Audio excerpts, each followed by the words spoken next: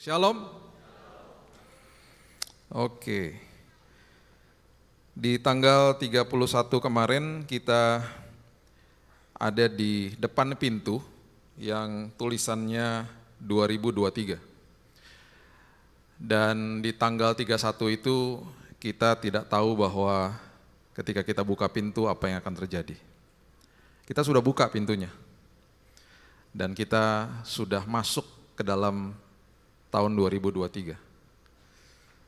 Dan waktu kita buka pintu itu, kita tidak akan pernah bisa lihat ujung daripada tahun ini.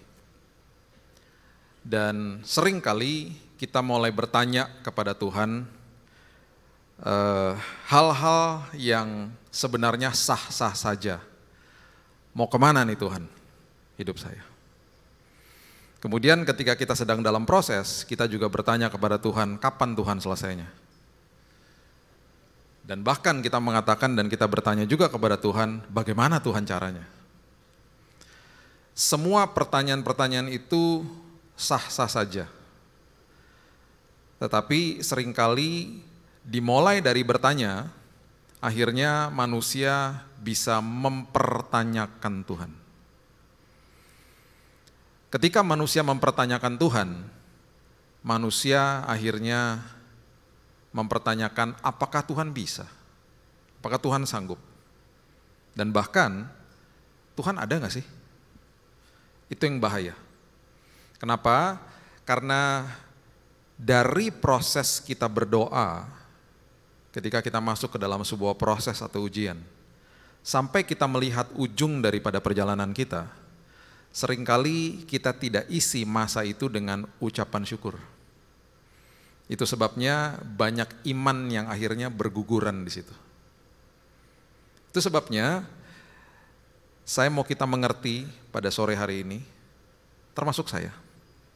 Karena dari kita lahir sampai nanti kita menutupkan mata di bumi ini, kita tidak akan pernah lihat Tuhan secara fisik. Dan itu susah. Dan kemudian Tuhan mengatakan kepada kita semuanya untuk percaya kepada Dia. Dan kita hanya diberikan suara Tuhan, itu pun tidak audible. Jadi Tuhan tahu betapa sulitnya hidup ini. Itu sebabnya ketika Yesus berjumpa dengan Thomas yang ragu, sama seperti kita, banyak keraguan pasti dalam hidup kita. Karena yang kita lihat di depan kita selalu adalah masalah, ketidakpastian.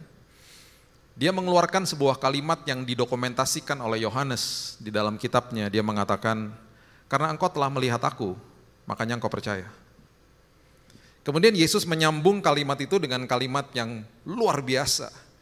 Dia katakan, berbahagialah. Bahasa aslinya makarioslah, blessed are you, diberkatilah engkau yang tidak melihat aku, namun percaya. Diberkatilah jemaat GBI PRJ yang tidak pernah lihat Yesus secara fisik, tetapi percaya. Kita adalah orang-orang yang diberkati Tuhan. Dan ketika kita masuk ke dalam kehidupan ini, khususnya di tahun ini, yang banyak dan penuh dan syarat dengan prediksi-prediksi yang mengerikan dan lain sebagainya, sama seperti tahun-tahun yang lalu, perlu kita ketahui bahwa kita berjalan bersama Raja atas segala raja. Dan sering kali kita berteriak, mau kemana Tuhan? Ujungnya gak kelihatan Tuhan. Dan seterusnya dan seterusnya. Saya mau kita belajar tentang sebuah prinsip. Kita barusan melewati Natal, dan di dalam kisah Natal itu biasanya ada kisah tentang para Majus. Kita buka ya di Matius pasal yang kedua, dimulai dari ayat yang pertama. Nah, untuk para ketua-ketua drama yang mungkin hadir pada hari ini, tolong dicatat karena banyak koreksi yang harus dilakukan, karena banyak sekali pagelaran-pagelaran Natal khususnya yang betul-betul salah, tidak sesuai sama apa yang ditulis di Alkitab. Oke. Saya tidak akan bahas tentang kelahiran Yesus. Saya mau bahas tentang perjalanan orang Majus. Karena perjalanan Majus itu serupa dengan apa yang kita alami pada hari ini. Orang Majus itu berasal dari timur Yerusalem. Kita baca Matius pasal yang kedua, ayat yang pertama mengatakan, sesudah Yesus dilahirkan di Betlehem di tanah Yudea pada zaman Herodes, datanglah orang-orang Majus dari timur ke Yerusalem. Orang Majus tidak pernah tahu bahwa mereka ujungnya akan pergi ke Betlehem. Mereka tidak tahu. Nah, kalau kita pelajari apa yang terjadi pada saat itu, kalau kita tarik timur daripada Yerusalem, itu ditemukan sebuah bani atau sebuah bangsa yang menurut perjanjian lama cukup keji dan biadab. Ada Moab, ada Amon, dan lain sebagainya. Mereka kalau perang itu mengerikan dan cukup biadab. Sampai-sampai banyak yang mengalami ketakutan lah pada saat itu. Nah, para Majus, orang yang pandai, wise men, orang yang pintar, elit, dan kaya, kemungkinan besar bukan berasal dari situ. Jadi kalau kita tarik lagi lebih timur, ditemukanlah bangsa-bangsa yang ada di Mesopotamia, Babilonia, yang sekarang itu menjadi Persia atau Iran atau Irak pada saat ini. Jarak daripada tempat itu sampai ke Yerusalem itu sekitar 2.100 kilo. 2.100 kilo. Nah, untuk mereka pergi ke Yerusalem, dan ingat pada saat itu tidak ada jalan tol, tidak ada pesawat terbang, tidak mudah bagi mereka untuk main berangkat aja. Apalagi beberapa daripada mereka yang pergi. Catat ini baik-baik, Alkitab tidak pernah mencatat bahwa orang Majus itu 3. Enggak pernah ada. 3-nya itu adalah jenis pemberiannya. Orang Majusnya enggak pernah disebut 3. Ya. Nah, menurut sejarah dan catatan pada saat itu, raja-raja yang pada saat itu bepergian atau mengunjungi sebuah tempat, itu satu raja itu bisa mempunyai rombongan sekitar 40. Karena harus mengurusi logistik mereka. Baik itu dari makanan ternaknya, karena mereka pasti naik keledai, onta, dan kuda. Ontanya dinaiki rajanya, keledai dan kuda itu biasanya membawa barang-barang, biasanya begitu. Itu makanan ternak, tenda, dan lain sebagainya. Dan apa yang mereka lakukan pada saat itu ketika mereka traveling, apalagi jarak 2.100 kilo menuju Yerusalem, itu akan memakan waktu 30 hari. Persiapan untuk perjalanan pun 30 hari. Jadi tidak semudah itu untuk mereka main berangkat aja. Jadi sekarang ini kalau kita mau berangkat misalnya ke Surabaya, ke Bali, jarak Surabaya sini ya setengahnya lah ya, mungkin sekitar 900.000 kilo lah mungkin. Jarak 1,5 jam ditempuh dengan pesawat. Itu kita bisa ajak teman kapan saja. Ke Surabaya yuk, ke Bali yuk, ke Makassar yuk. Kapan? 2 hari lagi? Yuk, bisa nggak? Bisa, yuk berangkat. No problem. Saat itu nggak bisa. Mereka ketemu sama temennya bilang gini, Yerusalem yuk, yuk. Berapa tuh? 2.000 kilo. 30 hari, yuk seru juga tuh ya. Nggak mungkin. Tidak semudah itu. Jadi berarti kesimpulannya ada sesuatu yang terjadi di timur. Ada sebuah perjumpaan dengan Tuhan yang terjadi dan dikonfirmasi oleh mereka satu persatu. Oke, untuk demi kita membahas ini pada sore hari ini, okelah kita sebut 3 Majusnya. Kita nggak pernah tahu, okelah kita sebut 3. Kalau sampai 3, satu Majus itu rombongannya 40, berarti rombongan mereka ada berapa? 120 rombongan. Ketika fakta ini saya beritahu kepada beberapa gereja yang tadinya mau ada pagelaran Majus, nggak jadi. Karena mereka bilang gini, biasanya Pak, kalau 3 Majus itu jahit bajunya udah cukup mahal. Kan bajunya Majus bagus Pak. Kalau gembala kan kita tinggal taruh handuk robek juga nggak apa-apa. Ini nggak bisa Pak, jadinya kenapa? Karena 120 orang ngejahit baju 120, kas gereja tekor Pak ntar. Jadi nggak jadi deh katanya. Perhatikan ini baik-baik. Ketika mereka disuruh sama Tuhan pergi, dan ini kejadiannya serupa dengan apa yang terjadi dengan Abraham ribuan tahun sebelum mereka. Dan Abraham berasal dari kota yang namanya Ur, juga berasal dari area situ. Di kitab Ibrani mencatat Abraham disuruh pergi sama Tuhan, dikasih tahu arahnya, kota tujuannya dia nggak tahu. Sama seperti kita membuka pintu 2023, tahu arahnya 2023 seperti ini, tapi nggak tahu ujungnya. Dan yang lebih konyol lagi adalah mereka ini seorang raja-raja yang sangat pandai, dan mereka ketika disuruh sama Roh Tuhan untuk berangkat ke Yerusalem, mereka diharuskan dan mereka mempunyai dorongan yang sangat kuat untuk berjumpa dengan seorang raja yang baru lahir, belum punya istana. Karena orientasi manusia saat itu harus punya istana udah jadi raja. Jadi ada kemungkinan besar ketika mereka dapat mimpi, dapat penglihatan, dapat konfirmasi dari Roh Tuhan, mereka nggak berani cerita sama ajudannya atau bahkan istrinya, karena kedengarannya pasti konyol. Kan orang pandai. Tiba-tiba satu pagi bangun ngomong sama istrinya gini, sayang, aku harus ke Yerusalem nih. Ngapain? Tugas kenegaraan? Enggak juga sih. Itu kan jauh banget. 30 hari perjalanan, 30 hari persiapan. Mau ngapain? Ada raja siapa di sana? Baru lahir rajanya. Siapa? Nggak tahu. Terus tempatnya kamu tahu? Nggak tahu. Cuman disuruh ke arah Yerusalem. Jadi ada kemungkinan besar mereka tidak beritahu istri, keluarga atau ajudan mereka. Sampai-sampai ketika mereka mengadakan kunjungan-kunjungan kenegaraan ke sekitar area mereka, mereka mulai curhat sama teman-temannya yang juga raja, yang juga majus, yang juga wise man. Jadi waktu mereka mengadakan kunjungan itu, ada kemungkinan besar mereka ngomong gini, bro, gue boleh ngomong bentar gak? Ada apaan? Tapi jangan ada ajudan lu, suruh keluar ruangan dulu ya. Gue mau ngomong berdua aja nih, heart to heart. Ada apa? Gini-gini, gue tadi malam, gue dapat mimpi dari Roh Tuhan. Gue disuruh pergi ke arah Yerusalem. Kenapa ya? Gue punya dorongan kuat banget harus berangkat. Lihat raja yang baru lahir, kotanya aja gue nggak tahu kemana, cuma dikasih tahu arahnya aja. Gimana ya, tolong doain dong. Tiba-tiba temannya ngomong gini, serius loh, gue juga tadi malam. Dan gue nggak berani kasih tahu istri gue nggak berani kasih tahu ajudan gue.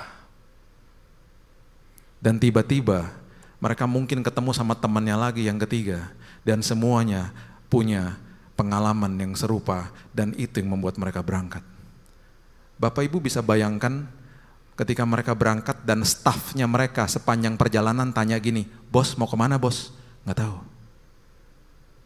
Arahnya pokoknya ke Yerusalem aja. Abraham juga gitu.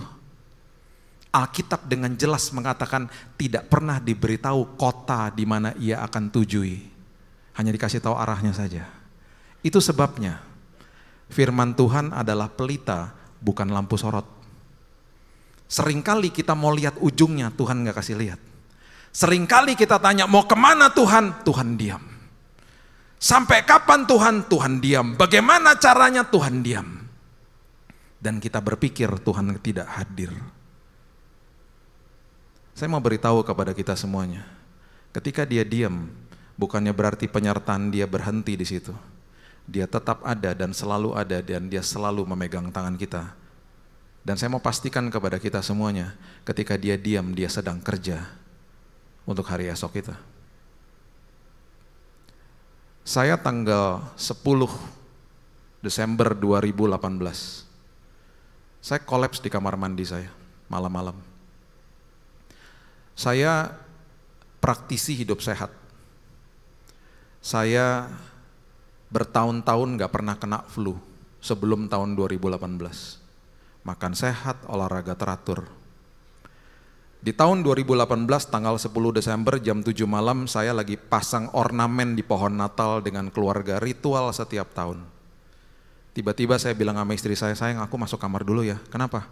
Aku kenapa keliengan ya tiba-tiba. Cuman itu aja. Gak ada demam, gak ada apa, cuman gak enak badannya. Saya ketiduran. Puji Tuhan dibangunkan sama Tuhan jam 11 malam, kalau enggak udah meninggal di tempat tidur. Dibangunkan Tuhan karena lupa gosok gigi. Ketika saya gosok gigi, enggak sampai 5 detik, saya gubrak di kamar mandi. Pingsan, sepingsan-pingsannya. sampai bocor kepalanya kena tembok. Dilarikan ke rumah sakit, besoknya hasil darah keluar, dokternya bingung, Pak ini hemoglobin darah merahnya kenapa udah 4? Kenapa leukosit darah putihnya udah jeblos sampai ke bawah kadarnya? Kenapa trombositnya juga turun Pak? Ini kenapa Pak? Ada keluhan apa Pak selama ini? Enggak ada.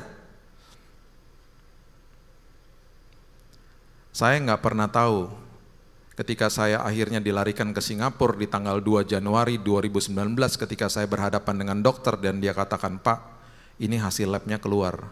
Bapak terkena acute myeloid leukemia, kanker darah yang paling ganas. Bapak terkena infiltrasi zat asing Pak. Bapak ngapain aja selama ini Pak? Bapak ngerokok nggak? Enggak. Tinggal dekat pabrik? Tidak. Kerja di pabrik? Tidak. Keluhannya apa Pak 2 tahun terakhir? Saya baru sadar, kalau pakai deodoran gatel dok. Nah itu dia. Habis ini jangan nggak pakai deodoran ya.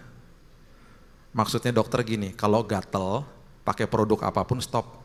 Itu berarti tubuhnya lagi ngasih tahu, nggak boleh gitu loh. Saya nggak ngerti. Bahkan saya olahraga, jadi waktu pori-pori kebuka, waktu olahraga masuklah semua zat-zat kimianya, campur sama darah, 2 tahun numpuk semuanya jadi kanker. Waktu dia memberi diagnosa, yang paling mengerikan adalah dia bilang gini, mohon maaf Pak, usia Bapak tinggal 3 bulan. Apakah saya tahu jalan ujungnya seperti apa? Tidak tahu. Tidak tahu. Sama sekali nggak tahu. Orang Majus waktu mereka berangkat, mereka akhirnya yang mereka tahu dan referensinya mereka adalah siapa? Kerajaan Herodes, karena itu yang merupakan kerajaan yang ada secara fisik pada saat itu. Itu sebabnya di ayat yang kedua, akhirnya begini, dan bertanya-tanya di manakah dia raja orang Yahudi yang baru dilahirkan itu? Kami telah melihat bintangnya di timur dan kami datang untuk menyembah dia. Ketika Raja Herodes mendengar hal itu, terkejutlah ia beserta seluruh Yerusalem, karena dipikir pastinya sama Raja Herodes, ini pasti ada keluarganya yang baru melahirkan, yang nanti akan cikal bakal jadi raja menggantikan saya, udah merasa insecure, pastinya gitu. Dia pasti ngecek sama keluarganya dulu, nggak ada. Dia makin bingung, dia tanya sama rakyat di Yerusalem, ada nggak yang baru lahir yang cikal bakal jadi raja? Bingung juga rakyatnya, terkejutlah semuanya. Gara-gara para Majus pada datang. Akhirnya Raja Herodes memanggil ahli Taurat. Dia bilang begini, ini udah last chance. Dia panggil ahli Taurat, dia bilang gini, semua sini semua. Coba ya, kamu coba masuk ke dalam ruangan, kamu buka tuh gulungan-gulungan kitab nabi-nabi, kitab Taurat kamu buka, ada tidak nubuatan yang mengacu tentang hari ini yang mengatakan bahwa ada seorang bayi yang baru lahir akan menjadi raja. Jadi mereka masuk ke dalam sebuah ruangan pastinya, dan mereka mulai buka tuh gulungan-gulungan kitab. Bapak Ibu bisa bayangkan 120 rombongan Majus yang datang pada saat itu, betapa nervousnya mereka menunggu jawaban itu. Kalau sampai ahli Taurat keluar dari ruangan dan tidak mendapatkan jawaban, ada 2 kemungkinan. Mereka terus akan mencari, atau kemungkinan yang kedua mereka pulang. Dan pasti malunya luar biasa. Itu momen yang paling betul-betul nervous bagi mereka. Puji Tuhan. Di dalam perjalanan kita ketika masuk ke dalam tahun 2023, Tuhan selalu mempertemukan kita dengan orang yang tepat dan dengan kesempatan yang tepat, karena kita selalu akan dibawa sama Tuhan sampai ke tempat tujuannya aman dan nyaman. Itu sebabnya kenapa orang-orang Majus dipertemukan dengan Herodes dan dipertemukan dengan para ahli Taurat, karena Tuhan akan menunjukkan bahwa tujuan akhir mereka adalah Bethlehem. Itulah perjalanan iman. Begitu nikmatnya sama Tuhan. Kita akan melihat hal-hal yang sangat dinamis yang terjadi di depan kita. Dan akhirnya mereka dikatakan begini, maka dikumpulkannya semua imam kepala ahli Taurat bangsa Yahudi, lalu diminta keterangan dari mereka di mana Mesias akan dilahirkan. Mereka berkata kepadanya, akhirnya ketemu. Di ayat yang kelima dikatakan di Bethlehem. Mereka pasti teriak, mereka keluar dari ruangan, mereka katakan di Bethlehem, di tanah Yudea. Karena demikian ada tertulis dalam kitab Nabi, dan mereka kutip Mika pasalnya yang kelima ayat yang kedua. Dan itu ada di Alkitab kita. Mereka kutip di ayat ke-6, engkau Betlehem tanah Yehuda, engkau sekali-kali bukanlah yang terkecil di antara mereka yang memerintah Yehuda.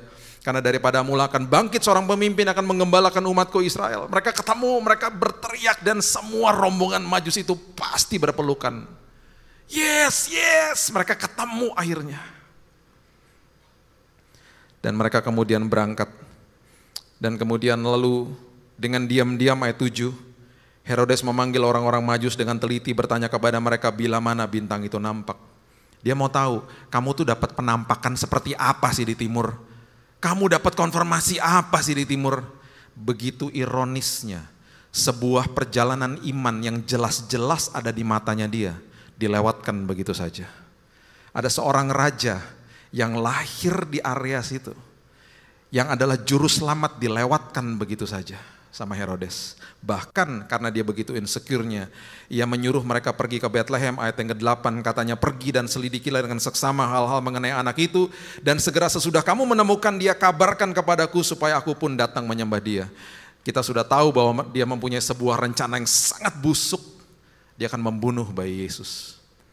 Dan ini yang terjadi setelah mendengar kata-kata raja itu, berangkatlah mereka dan lihatlah bintang yang mereka lihat di timur itu mendahului mereka hingga tiba dan berhenti di atas tempat di mana anak itu berada. Ketika mereka melihat bintang itu sangat bersukacitalah mereka. Perhatikan ayat yang ke-11. Maka masuklah mereka ke dalam rumah itu. Coba katakan bersama-sama saya dengan keras 2-3 rumah itu, 2-3 rumah itu. Dan melihat, katakan bersama-sama saya dengan keras, anak itu, 2-3, anak itu. Bersama Maria ibunya lalu sujud menyembah dia. Mereka pun membuka tempat harta bendanya dan mempersembahkan persembahan kepadanya, yaitu emas, kemenyan dan mur. Catat ini baik-baik, orang Majus tidak pernah pergi ke palungan. Orang Majus perginya ke rumah. Jadi jangan buat pagelaran Natal, udah orang Majusnya cuma 3, bawa persembahannya juga kecil, perginya ke palungan ketemu sama gembala lagi. Hai-haian lagi sama gembala, hai. Orang Majus gak pernah pergi ke palungan. Orang Majus perginya ke rumah. Dan Alkitab mencatat dengan jelas, bayi Yesus sudah menjadi anak. Yusufnya gak pernah disebut. Ada kemungkinan besar itu udah hari kerja, Yusufnya lagi kerja, Gojek mungkin gak tahu. Jadi orang Majus pergi ke rumah menjumpai Maria dan anak. Dan dikatakan mereka membawa tempat harta bendanya. Dalam bahasa aslinya itu tulisannya S-A-C-K-S, sacks of gold, berarti karung.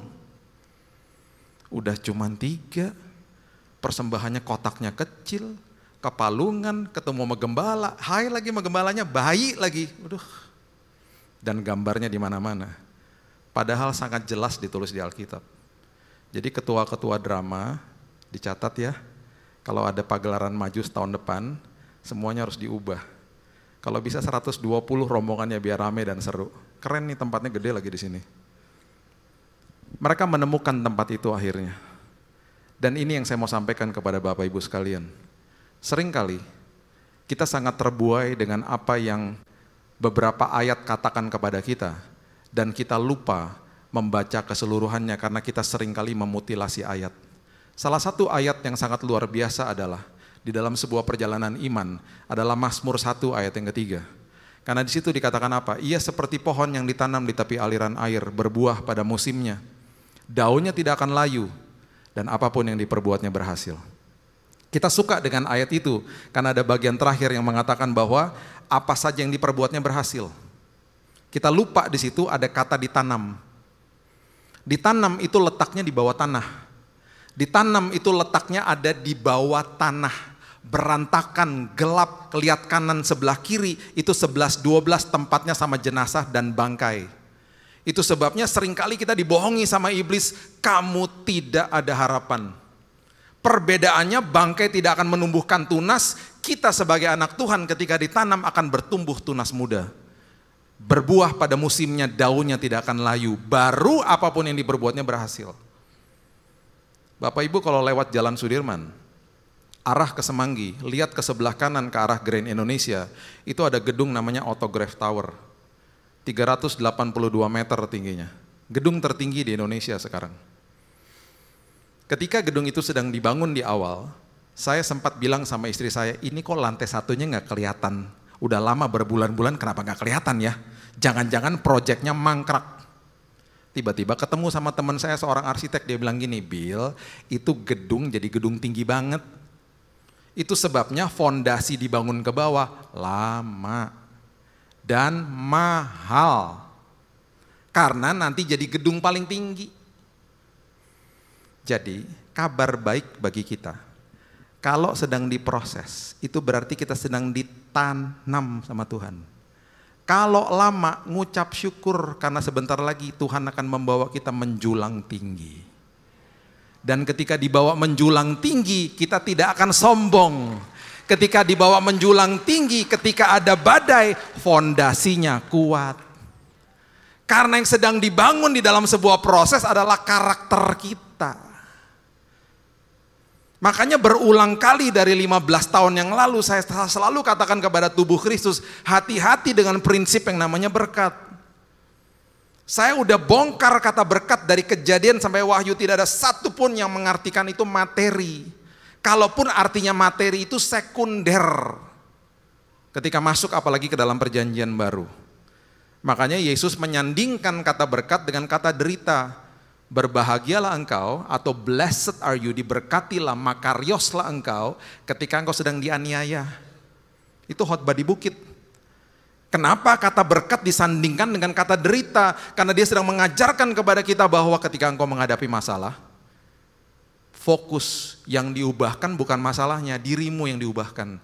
Ketika diri kita yang diubahkan, kita sedang diberkati sama Tuhan. Itu maksudnya.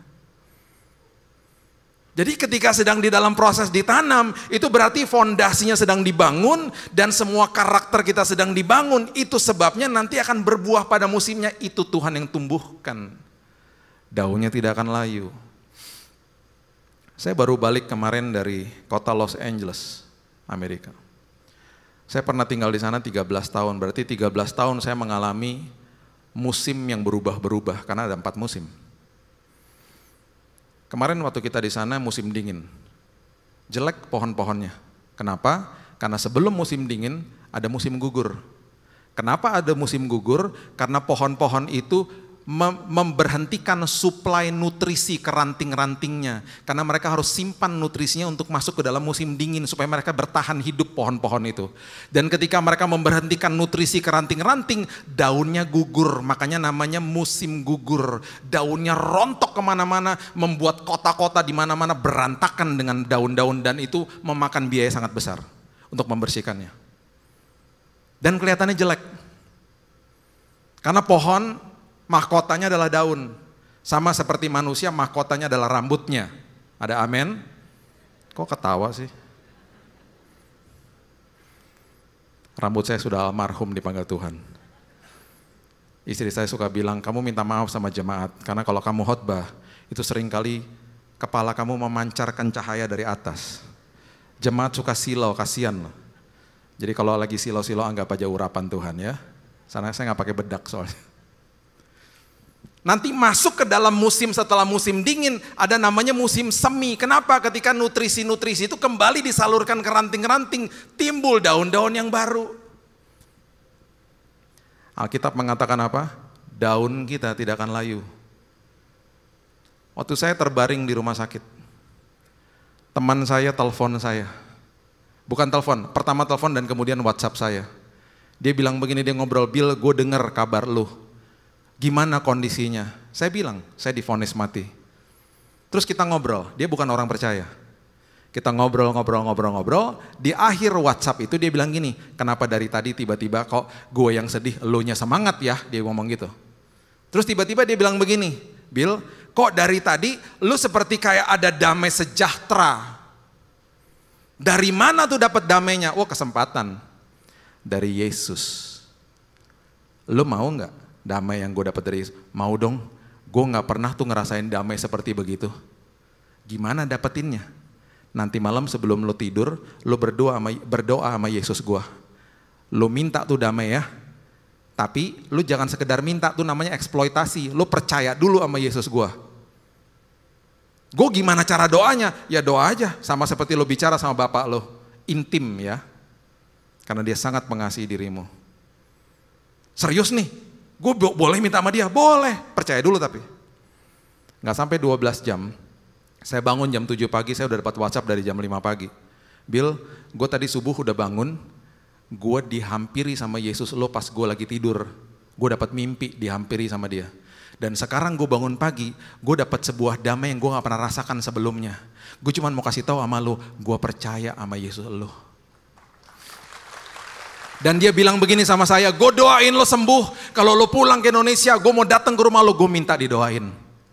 Sampai hari ini, orang itu menjadi orang percaya. Sebelum saya datang ke sini, saya masih WhatsAppan tadi sama dia. Bill, selamat melayani ya di GBI PRJ. Kenapa? Ketika musim berganti, daun kita tidak layu. Itu maksudnya. Saya akhirnya masuk ke dalam ruang tindakan. Dan kemudian dokter mulai memberitahu kepada saya proses daripada apa yang saya harus lakukan.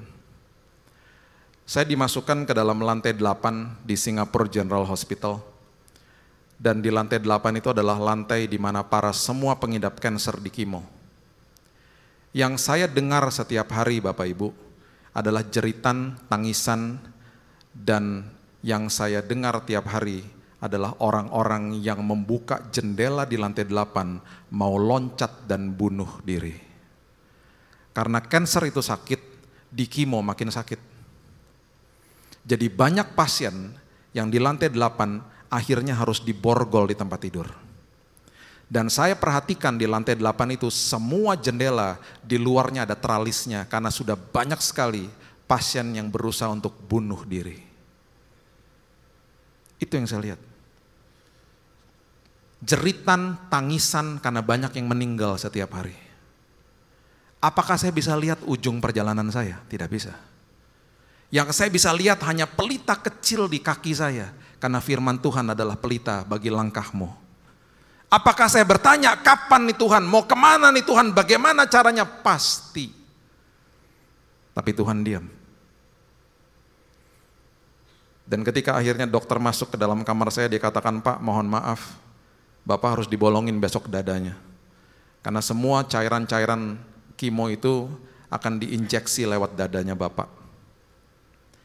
Pak, Bapak akan dimasukin 500 mili ya Pak, sebesar ginilah, lebih besar dari botol aqua ini. 500 mili dikali 7 hari berarti 3,5 liter ya Pak masuk ke dalam tubuh Bapak.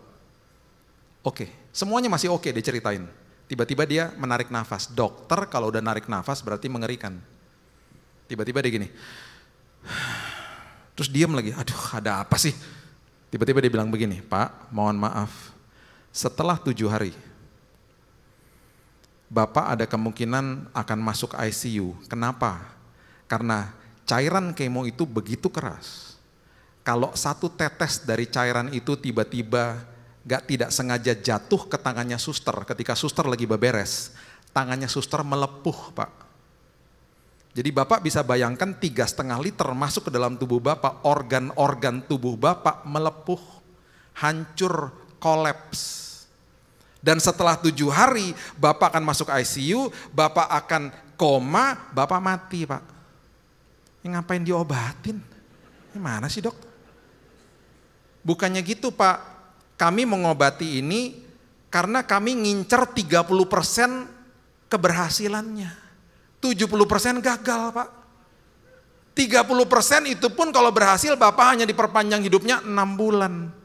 Lah gimana? Jadi Pak mohon maaf, saya memberitahu semua ini di awal supaya nanti kalau Bapak mati, Bapak sama Ibu tidak akan tuntut rumah sakit. Jadi saya minta Bapak sama Ibu tanda tangan. Kita seperti tanda tangan sertifikat kematian. Dokternya keluar setelah itu dan dia minta maaf berkali-kali. Pagi harinya, saya waktu baca renungan, itulah Tuhan. Di semua perjalanan hidup kita, kita akan terus diberikan firman-Nya, Roh Kudus akan terus mendampingi kita dipertemukan dengan orang yang tepat, dipertemukan dengan kesempatan yang tepat untuk dibawa ke dalam tujuan Tuhan. Dan pagi harinya saya baru membaca renungan harian bersama dengan istri saya di kamar saya, Amsal 4 ayat 20 sampai 23. Di ayat itu dikatakan apa? Arahkan telingamu kepada ucapanku. Simpan di dalam lubuk hatimu, karena itu adalah sumber daripada kehidupan dan kesembuhan. Jadi waktu dokternya keluar, tiba-tiba timbul pewahyuan dari hidup saya. Yang dokter katakan itu kan kenyataannya sayang. Saya ngomong gitu sama istri saya yang sedang nangis. Kemudian saya bilang gini, yang tadi pagi kita baca, itu kan yang perkataan Tuhan. Tadi kan perkataan dokter itu adalah kenyataan. Yang Tuhan katakan adalah kebenaran. Kenyataan harus tunduk sama kebenaran. Jadi itu yang terus kami katakan. Dan akhirnya apakah langsung sembuh? Tidak. Setelah 7 hari saya pagi-pagi bersin, yang terjadi adalah saya muntah darah. Karena semua di dalam organ saya kolaps. Tiba-tiba beberapa hari setelah itu mata saya mulai ke belakang, semuanya shock, inflamasi total, panas sampai 41 derajat karena leukosit atau darah putihnya menginjakkan nilai 0. Kalau darah putih 0, bakteri yang baik di dalam tubuh pun jadi ganas. Tubuh saya hancur. Setiap kali kejang-kejang mata udah putih, pingsan, dokter siapkan alat-alat, mau ditarik masuk ke ICU, Tuhan bangkitkan saya. Tiba-tiba dokter bilang, tunggu, nggak jadi. Karena panasnya turun, semuanya stabil, minta makan, minta minum, nggak jadi masuk ICU. Besoknya begitu lagi, nggak jadi lagi. Jadi nggak pernah masuk ICU. Yang kasih tahu istri saya, kamu tuh mengalami kengerian berkali-kali, aku tuh yang ngelihat semuanya, kamu kan pingsan. Kamu kan nggak tahu, sampai saya berdoa, Tuhan udah dong kasihan istri saya. Ngeri banget Tuhan. Tiba-tiba ada suara dalam hati saya, nggak apa-apa, makin ngeri, makin seru kesaksiannya. Anak saya, yang pertama, tahun 2019, itu sedang SMA di Singapura. Setiap kali dia datang ke kamar saya, itu setiap hari Jumat, Sabtu, Minggu. Jumat, Sabtu, Minggu. Dia akan bawa tasnya dia akan duduk di samping saya sepanjang hari dia belajar untuk ujian akhir. Kondisi saya yang sangat krisis itu selalu kejadiannya antara Senin sampai Kamis. Setiap kali dia datang Jumat, Sabtu, Minggu, saya selalu dalam kondisi fit. Dan itu mulai terjadi berminggu-minggu. Akhirnya saya bilang sama istri saya, si kakak jangan dikasih tahu ya. Saya kasih tahu suster, jangan dikasih tahu ya bahwa kemarin saya hampir mati. Jadi dia nggak lihat semuanya. Singkat cerita, bulan Februari, dalam hitungan 1 bulan, ada 10 dokter cek saya. Ceknya bukan seperti di Prodia di tangannya, ditusuknya di belakang. Sumsum tulang belakang. Waktu masuk di daging, waktu jarumnya masuk daging ada anestesi. Waktu menyentuh tulang nggak ada anestesinya, menjerit saya. 10 dokter cek saya dan diajak ke kamarnya dia. Dan dia bilang begini, Pak, kami mau menyatakan dari hasil diagnosa kami setelah 1 bulan, kami tim dokter mau mengatakan kepada Bapak, kami tidak bisa menemukan sel kankernya hilang, Pak. Dari atas kepala sampai bawah kami nggak bisa temu. Pak, kita rawat terus ya Pak, sampai kita pastikan, kita akan mengadakan tes berkali-kali. Singkat cerita, bulan Mei saya selesai semuanya dikeluarkan dari rumah sakit tanpa obat. Dan di bulan Mei itu saya dapat email dari rektornya Biola University dari Los Angeles. Salah satu sekolah yang anak saya ngelamar. Dia katakan begini, menurut hasil ujian akhir anak Bapak, ujiannya, hasilnya begitu outstanding. Kami menawarkan beasiswa yang sangat tinggi dan memudahkan dia untuk bekerja di kampus kami. Segera kirim anaknya ke sini. Sebelum dia berangkat, saya ngaku Bapak Ibu sama dia. Saya bilang, Kak, saya ada confession, saya mau mengaku nih. Beberapa kali waktu kamu datang ke rumah sakit, waktu Dedi lagi sakit, beberapa kali saya dalam kondisi yang betul-betul krisis dan hampir mati. Dia nangis. Dia tanya, kenapa aku gak dikasih tahu? Saya bilang gini, bukan saya nggak mau kasih tahu, Tuhan yang nggak kasih tahu. Dan di situ saya akhirnya mengutip Roma 8 ayat 28, ayat terakhir, coba kita lihat. Dimulai dengan kata-kata ini. Dan saya percaya nanti di ujung tahun ini kita akan deklarasi ayat ini. Berbunyi demikian, Roma 8 ayatnya yang ke-28 mengatakan begini. Kita tahu kapan? Sekarang. Bahwa Allah turut bekerja dalam segala sesuatu untuk mendatangkan kebaikan bagi mereka yang mengasihi Dia. Kita tahu kapan? Sekarang. Sekarang tuh kapan? Setelah udah lewat semuanya. Waktu lagi ngelewatin gak bisa ngomong ini. Waktu lagi ngelewati seperti orang Majus, seperti kita mungkin hari-hari ini bertanya mau kemana Tuhan, ujungnya gak kelihatan. Sampai kapan Tuhan, bagaimana Tuhan? Tuhan diam. Kenapa dia diam? Karena dia sedang kerja. Itu sebabnya kekuatan bagi kita selama kita berjalan bersama dengan Dia. Walaupun Dia diam, ujungnya pasti aman dan nyaman. Dan di ujung tahun ini kita semua akan deklarasi ayat ini. Aku tahu sekarang bahwa Allah turut bekerja dalam segala sesuatu mendatangkan kebaikan bagi aku. Itu sebabnya saya dan keluarga, kami berangkat 3 minggu yang lalu. Seperti saya katakan, saya baru pulang kemarin. Karena 3 minggu lalu anak saya wisuda. Dia selesai dalam waktu tidak 4 tahun, tapi 3,5 tahun. Dan dia mendapatkan the highest honor. Dia dapat magna cum laude, dan kemudian dia mendapatkan pekerjaan yang luar biasa. Dan kemarin kami berempat, kami berpelukan. Dan kami menangis, dan kami deklarasi ayat ini. Kami tahu sekarang bahwa Allah turut bekerja dalam segala sesuatu mendatangkan kebaikan bagi kita. Masuk ke dalam tahun ini, gak usah takut.